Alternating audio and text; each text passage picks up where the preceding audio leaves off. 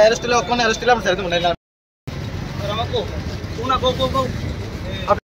চলছে চলবে এই যে জাতীয় সড়ক অবরোধ চলছে চলবে চলছে চলবে ওই ওয়ান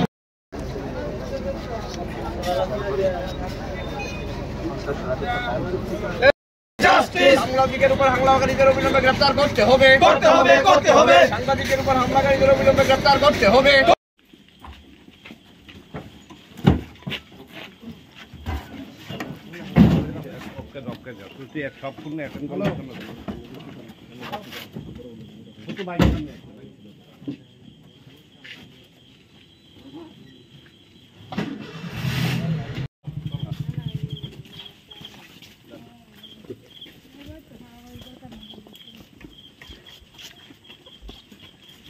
সংবাদ মাধ্যমে ব্যক্তিগতভাবে আমিও 2-3 বার ওনাকে ইট চুরির দায়ে সরকারি ইট চুরির দায়ে গ্রেফতার করা হয়েছে মধুপুর থানায় রেকর্ড দেখতে আপনারা পাবেন।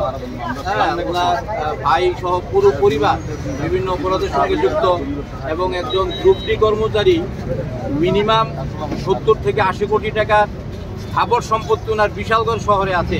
আমি তথ্যভিত্তিক বিভিন্ন সময় সংবাদও করেছি, জানি না ওইসব সংবাদের পরিপ্রেক্ষিতে কিনা আজকে পরিকল্পিতভাবে উনি তো ছিলেনই সঙ্গে বিশালগড়ের কিছু দাগি নেশা সামগ্রীর বিভিন্ন গাড়ি বিন্দুসার বেশ কয়েকটি নামি বেনামি গাড়ি আছে এবং এই গাড়িগুলো দিয়ে আজকে উনি একটি গাড়ি এই বিষয়টা নিয়ে মূলত সম্ভবত আজকে একটি গাড়ি যেগুলোতে গাঁজা সহ বিভিন্ন সামগ্রী পাচার করে বুলেরো যাত্রীবাহী গাড়ি, এই গাড়িটাকে আজকে সাফাই করার জন্য উনি বাইপাসে একটি ধোয়া গাড়ি পরিষ্কার করার একটা দোকান আছে ওখানে গেছিলেন। তো ওই এলাকায় আমাকে দেখেছেন এবং পরবর্তী সময়ে আমাকে আবার ওই গাড়ি যেটাতে পরিষ্কার করে সেই দোকানেও দেখেছেন। এবার সন্দেহ করতে পারেন যে ওনার এই নেশা সামগ্রী পরিষ্কার করার গাড়ি এগুলোর সম্পর্কে আমি সংবাদ সংগ্রহ করতে পারি আমাকে একটা থ্রেট করার জন্য।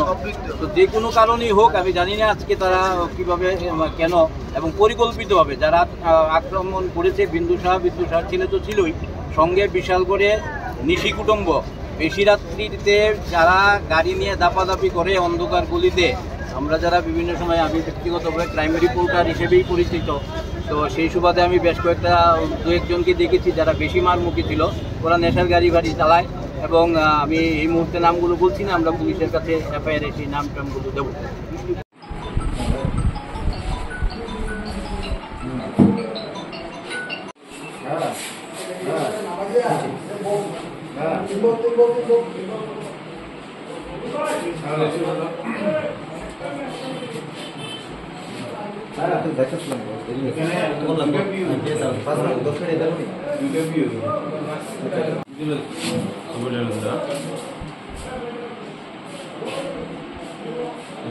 আক্রমণ হওয়ার ঘটনার পেছনে কাকে আপনারা আটক করেছেন?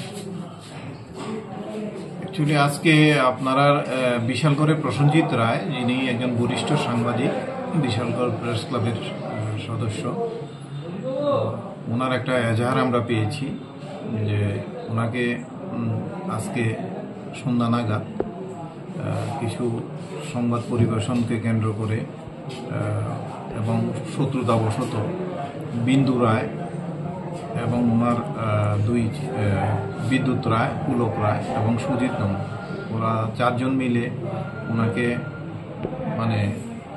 মারধর করেছে এবং প্রাণে মারার চেষ্টা করেছে।